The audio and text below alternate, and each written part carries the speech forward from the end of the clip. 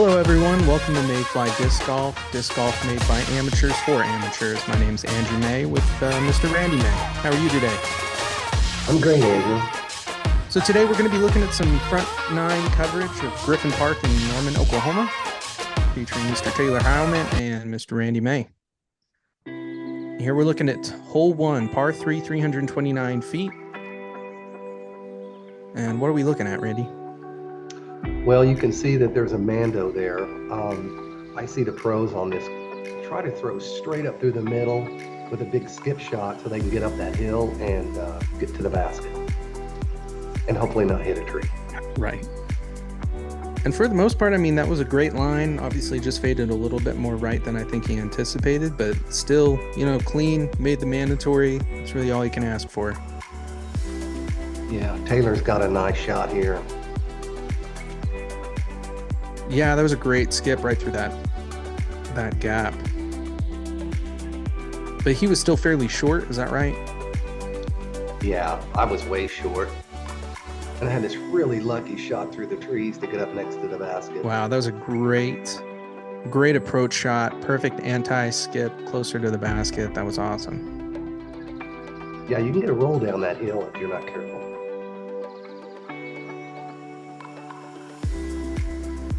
Great bid from Taylor.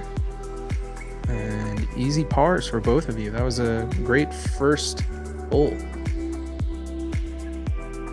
Yeah, we're pretty happy to get out of there with pars. Now, for any of our listeners that haven't played Griffin Park, so this park itself is got a mixture of some long holes, but also is fairly wooded, despite a lot of the holes being closer to that 300 to 400 foot range. You're still looking at, throwing down gaps. Hole 2 here is kind of a signature hole here at Griffin Park. This is a par 3. It's 457 feet, probably the longest hole on the course. Yeah, you just give it all you got on this hole and get up there as close as you can. Try to avoid the middle if you can. Yeah, that large rock mound really blocks your view from the basket, as the basket is probably 80, 90 feet just dead straight from the basket to the tee.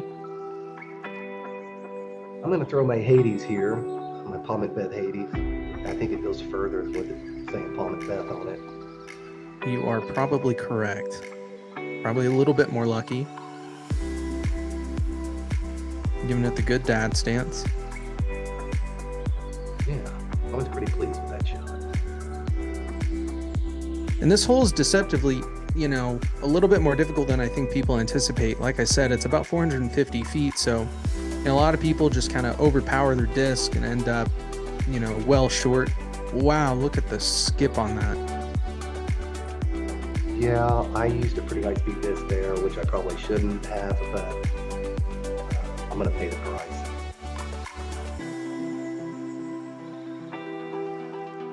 But as I was saying, this hole, despite it being sort of an open fairway, the grass here is pretty short, so gives you some pretty big skips if your disc kind of land in a certain way.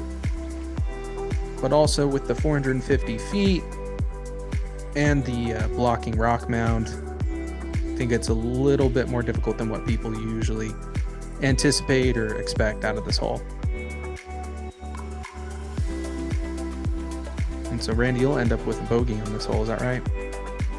Yes, I will. And but it's such a fun hole to play because you can just give it all you got, and if you have an early or late release, you can still find the basket. It's a lot of fun. Yeah. And we're looking at hole 3, par 3, 302 feet. Plays closer to probably about 340, 350 because you are throwing uphill. Basket's dead straight from the tee pad. The difficulty is that you have these trees that sort of block the right side, so it doesn't give you much of an option for just throwing a straight hyzer towards the basket. So a lot of time what you'll have to throw is sort of a turnover backhand or throw a forehand and let it skip to the right. Yeah, Taylor had a big shot there. Yeah, gave himself kind of a big skip there to the left, but I mean, at least it leaves an open approach. Here I'm throwing one of my 3 waves in my bag. I've got a beat up wave I've been throwing for a couple of years. I've got a semi beat up one, and then I've got a new one in there. I throw them for different reasons. And really, you guys both are pretty clean off the tee. Like I said, you know, this plays closer to about 340, 350 because you are playing that uphill and you don't really get to throw a full power shot. But despite that, I mean, you guys both came out of your drives pretty clean. Left yourself open for the par. Yeah, but you have to be careful because there is a fall off on the back of that basket, on the behind that basket, and you don't want to get going down there. You'll be in trouble. Yeah, I can imagine. Oh, rough chain out there for Taylor. Yeah. He decided, I'm just gonna get this hole over with. Yeah, just hit the recovery putt and move on. Hopefully be better and cleaner off the next putt. Oh, another. And I had like a 18-foot putt that I just totally missed and chained down myself. But I was fortunate it didn't go down that hill right there. Yeah, that's a little bit of luck. The fact that backstop kind of helped the disc. I think that's what I was looking at that. It kind of scared me. Yeah. All right, hole 4, par 4, 404 feet. And Randy, what's the best way to play this hole? Long, straight, and hard. Yeah, I can see that. So from what I can tell, looks like it's pretty straight, and then it kind of doglegs a little bit to the left, and it's got some guardian trees surrounding it. So what do you think about throwing a roller? I think it's totally feasible. I think it's possible. I think if you play an overstable disc and put it on pretty steep roller, you know, you can get the distance and then get the disc to roll up to the basket. And luckily, because it's an uphill slope as it's getting on its turn, the disc more than likely will just kind of crest up to the hill. And I left that one short.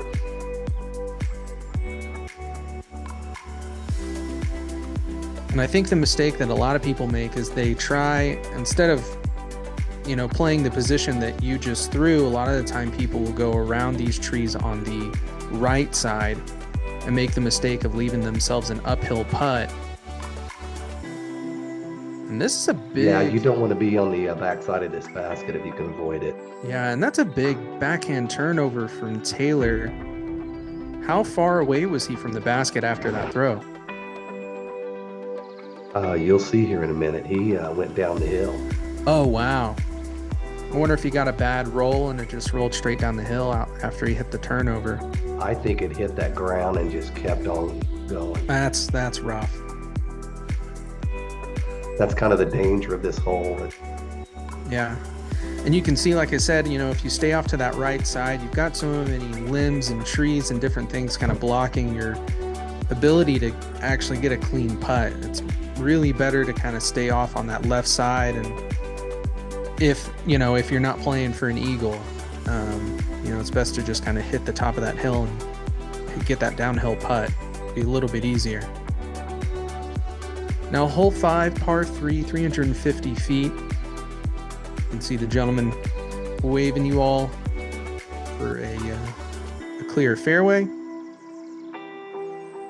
Yeah, on this hole, Andrew, I think for me, it's just a big hyzer that you want to try to get around that tree there in the center, and hopefully something stable that'll come back around and get you closer to the basket.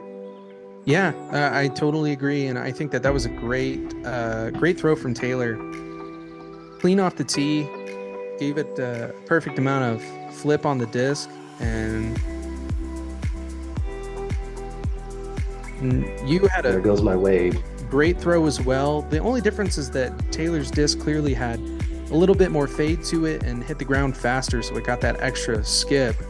and a little bit of extra distance toward the basket, but still both clean off the tee. Yeah, I'm happy with it.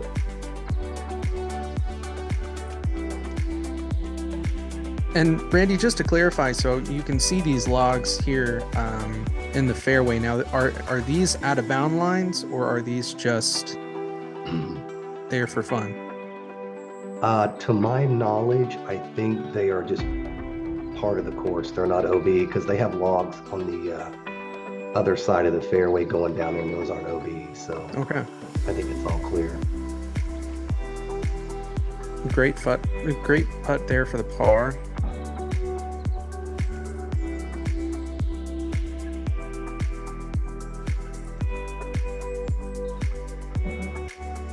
Now we're looking at hole 6, par 3, 280 feet. There's two different throws here off the tee. So obviously you can go straight down the gap where the camera is pointing towards. Fairly straight, but sort of a tight gap. Now you're going to see Taylor go for this big wide hyzer, which I think is a much safer, a much smarter play, as long as the wind isn't ripping above that tree canopy. Yeah, the wind today was kind of down until the end of the round, so we were fortunate. Yeah, it's just one of those lucky days in Oklahoma. You don't get that very often. And that's a great throw off the tee as well. Yeah, and that was another wave throw, and I just love how that disc throws for me. Now this seems fairly short to me. It seemed like Taylor had a pretty clean, pretty decent throw off the tee, but this seems so short from what we were seeing. Yeah, I think he used a pretty stable disc, and it just kind of faded out real quick. So I'm throwing it right now. I'm just like, let me get a par and get out of here. Yeah. Those straddle putts with those kind of low hanging stringy branches are never fun to try and putt through and make for the birdie. So I think playing for a par in that position, I think, is totally sound. Yeah. So we both got out of here with a par. We're happy. Now we're rolling up to hole number 7. Randy, tell us about it. Two ways to play it. Left side, straight with a little anhyzer will get you up to the basket, but because the basket is on the left side. But of course, my play is going to be hit a tree and go around on the right side. And we did miss Taylor's approach, or his tee off there, because I messed up when I was filming it. But he had a great shot to the basket, as you can see. Oh, wow. So this is for birdie. Yeah. Wow, that's impressive. That's pretty clean. Now, do you know, did he go down the left or the right gap? He went right gap. Right gap. Yeah, I know that you both like to play a little bit of that hyzer, flip up hyzer. So I'd imagine you guys wouldn't go down the left fairway. Now, tell us about hole 8, because I know this is sort of a special hole for you. Yeah, it's interesting. There's a basket on this left side of this hill here. There's a basket on the hill, and then the basket actually was put on the right side when we were playing this hole. So that's where we're shooting for. I see. Okay. And this is fairly straightforward as far as any disc golf hole goes. You throw to the fairway, give yourself a clean look at the basket, and then throw your approach. Pretty true par 3 as far as I'm aware. Yeah, and I had a great skip shot around that hill to get up by the basket because I was so out of position. Yeah, that was a great throw for the approach. I mean, and now tell me, is Taylor blind from the basket here? Totally. You can't see it, but this is actually the first time we've played the basket on this side. Usually it's on the other side, and we don't play the one on the hill much because, man, it is a tough get to. It's rollaway city. Yeah. it may be shorter, but it's so difficult. Yeah, well, and you know that hill's probably 10, 12 feet, up, and then that's minus the basket height. So you're throwing a very difficult upshot, or a very difficult putt throwing up. And Yeah, the play on it on the center is it's got that little wall in front of it. mhm. If you can skip up to that wall, then you've got your pretty easy shot right up into the basket. But we like the deeper baskets on this course. It's kind of fun. Yeah, I mean, when you're playing casual, I mean, there's no reason to stay strict towards, certain holes or certain baskets. So hole 9 here, par 3, 345 feet. I didn't get to see much of the basket. So what are we looking at here, Randy? We're looking at Taylor hit a tree and get a great fade down towards the basket. Yeah, that was lucky. Yeah, the basket's just straight ahead down that hill, and it's you just want to throw a good straight shot, which I released a little early there, but I was able to get down over the hill, which is what you want to do. Yeah, I think an early throw isn't too bad. I mean, it still puts you in position, at least for the par. Yeah, that was a lucky tree kick. That's a lot of tree love right there for Taylor. Yeah. I mean, even getting a bid for a birdie, I mean, that's pretty lucky. Tree love. Now I ended up in the kind of in the trees and trying to figure out how am I going to get a shot off.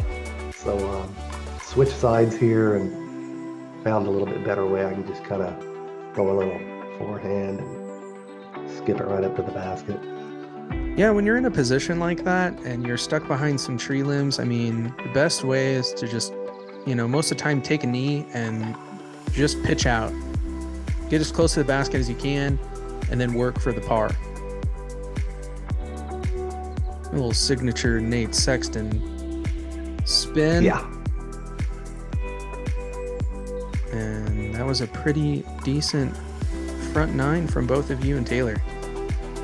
Yeah, I'm pretty pleased. I'll only be 2 over. Taylor's 1 over. Yeah, that's really not too bad. Well, thank you guys for tuning in. Make sure and like and subscribe and stick around for the back 9. Thank you guys for watching, and we'll see you on the course. See you all in the back 9.